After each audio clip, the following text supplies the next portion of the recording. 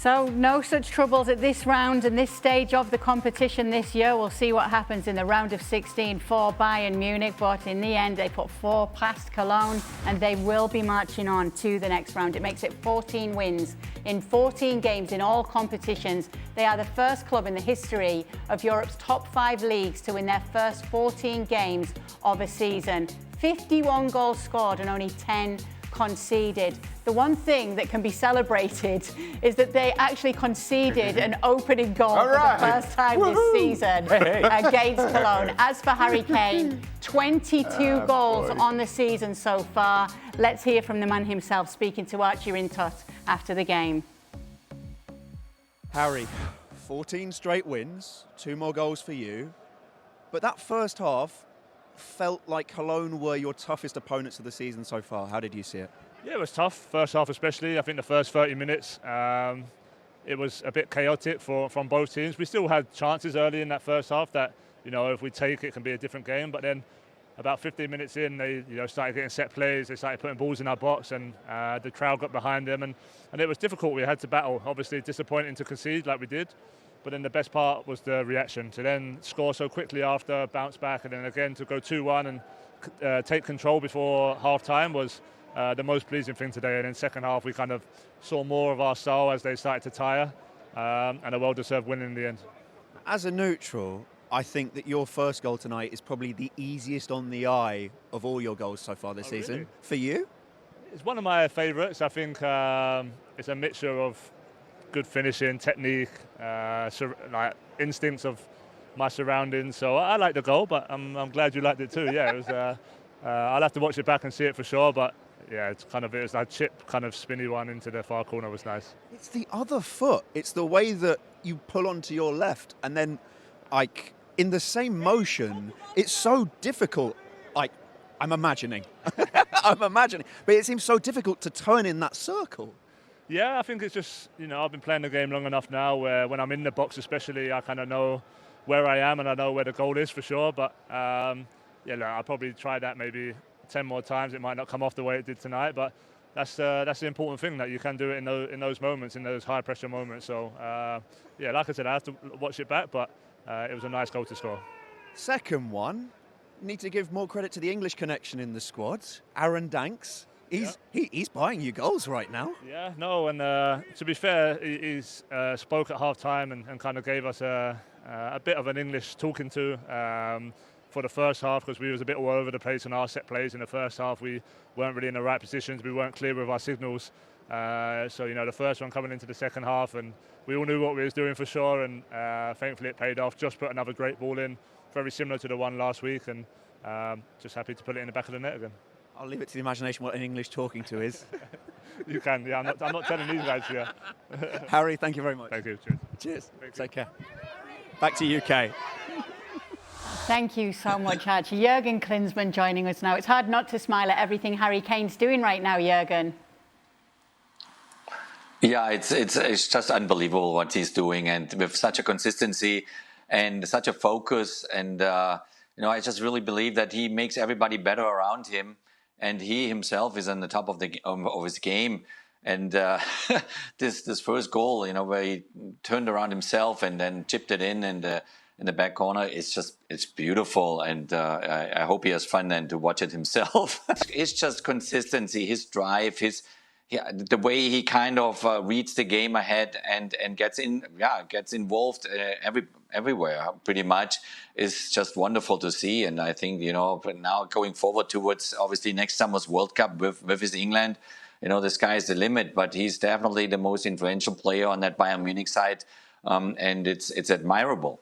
He is absolutely flying, LA. Harry Kane right now. He is. And I think most of all, it's clear to see that he's enjoying himself at Bayern Munich. And I have to imagine that if you're Harry Kane and you make this decision to leave what was a comfort zone at Spurs and that you decide to go to Bayern Munich, but it's not a major jump in terms of, well, I'm leaving Spurs so that I can go to Bayern Munich and score goals. Yeah, everybody would want to make that jump, but not everybody makes the jump in the manner in which he has, where he's scoring goals left and right and center. And his game, the totality of his game, outside of the 18-yard box continues to improve and continues to get better.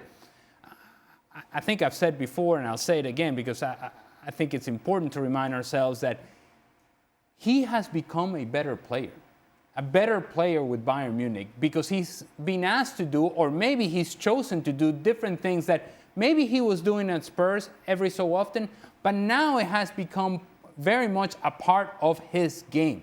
This idea of dropping underneath, not just because you choose to do it every once in a while, but by design, that Vincent Kompany can say, actually, Harry, I'll give you the freedom to do whatever you want, but by design, we're going to set up the team in a manner in which you're going to drop underneath to be an option for us, to build out of the back, and then you're going to find your way into the attacking 18-yard box because let's not forget, this is what you do best, scoring goals.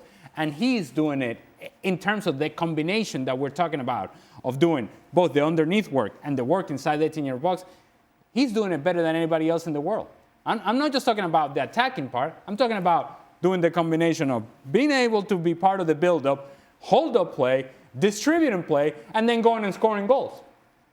Harry Kane is doing all of that, and it's actually giving a clinic as to how to play that position.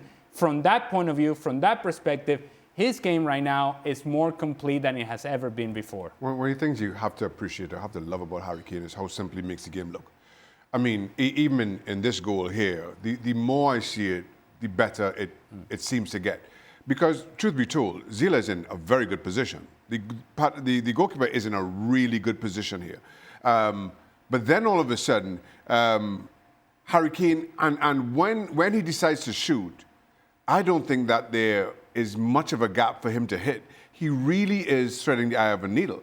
And somehow he picks it out. And that's almost a scary part to his game. How do you counter somebody who makes the game look as simple as he does? And all that you just said there, Shaq, it's happened in a fraction of a second.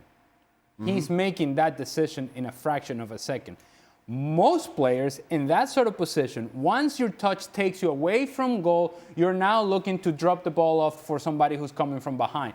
You know, it's not even a thought process to on the turn go and find that far post. So to be able to make the decision in a fraction of a second, and then more importantly, to be able to execute it, well, that's what separates world class from not so much. Yes, and to help your side to a 14th straight win, and props to Vincent Kompany as well for that. Here he is with Archie after the game.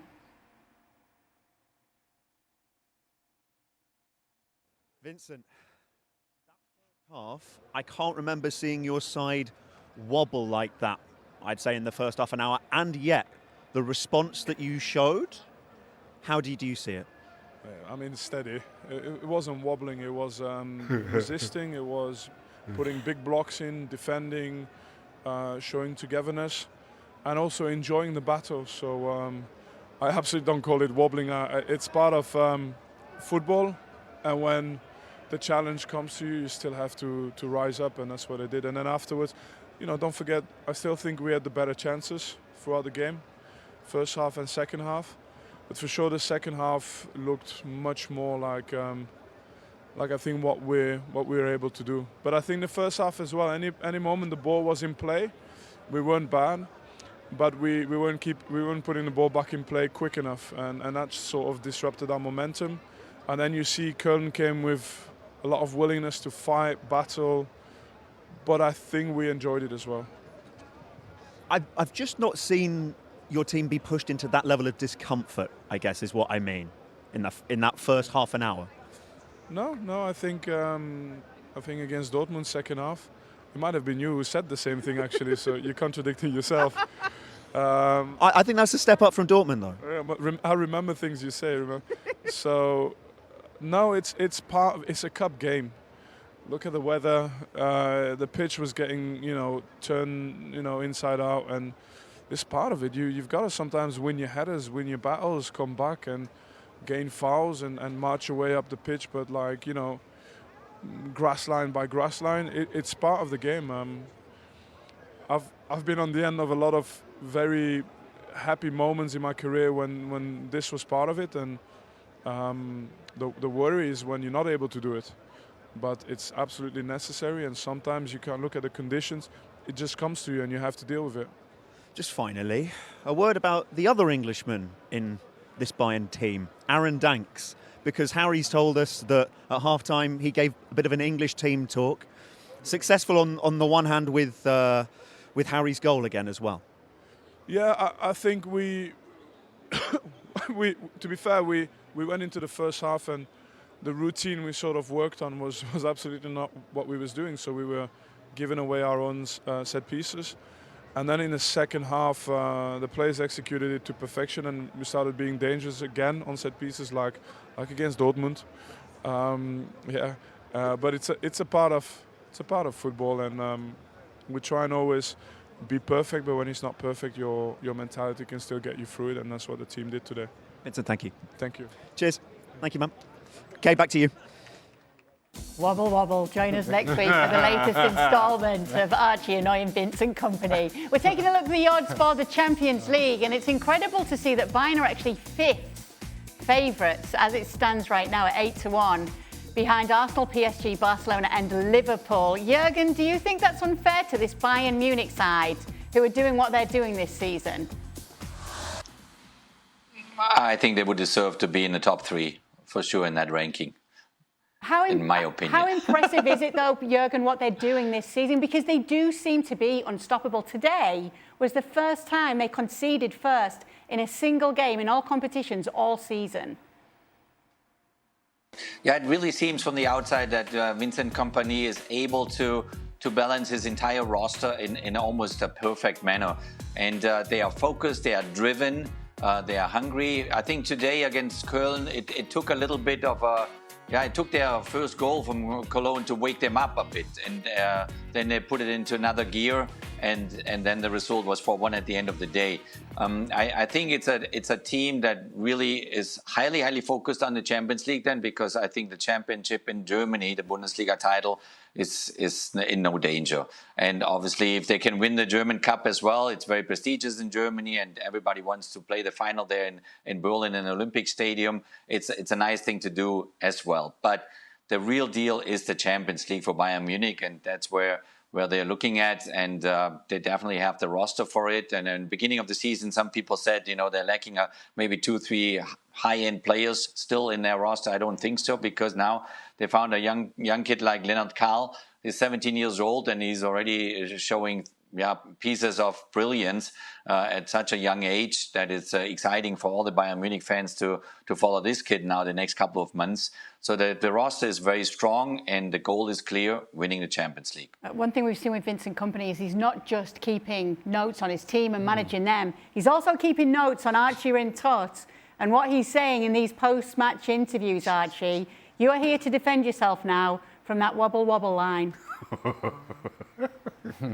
Don't need to defend myself, Kay. I still believe it. He's 10 metres away from me. I saw a wobble tonight, okay? By the very high standards that Bayern Munich have set this season, 14 wins out of 14, which is incredible. The point is that they're operating at such high standards that first 30 minutes tonight, they did have their chances. They also had a little slice of luck with their equaliser. Granted, look, the way they came through it, bravo. But I've not seen them be put under that level of discomfort. I think that it's a good time for this to come now, for Bayern, for them to have this kind of challenge and to be able to come through it. Because the fact is, let's not forget, Bayern haven't won the DFB Cup since 2020. And in past seasons, would they have come through this? I don't know. And I think that this shows that they are making steps, even if they had a bit of a wobble. Back to you. Oh, I love it. Sticking by it. You see, standing with it. Yeah, but he looked to see where Vincent Kompany was, and then said, I mean, let's be honest, none of us want to be messing with Vincent Kompany. Take a look at recent results between the two. It's been a number of draws, and Leverkusen wins. No Bayern win in that time there as it stands right now. But Jurgen, are you going to tell us that this is going to be the same again, and this is going to be really difficult for Bayern at the weekend against Leverkusen? Leverkusen might be that team to put a stop to this winning run, yes? Well, I would say it is going to be really difficult for Bayern-Leverkusen to come away with 1 point. No, I think clear favorite is Bayern Munich. They are on the run. And they're looking really good.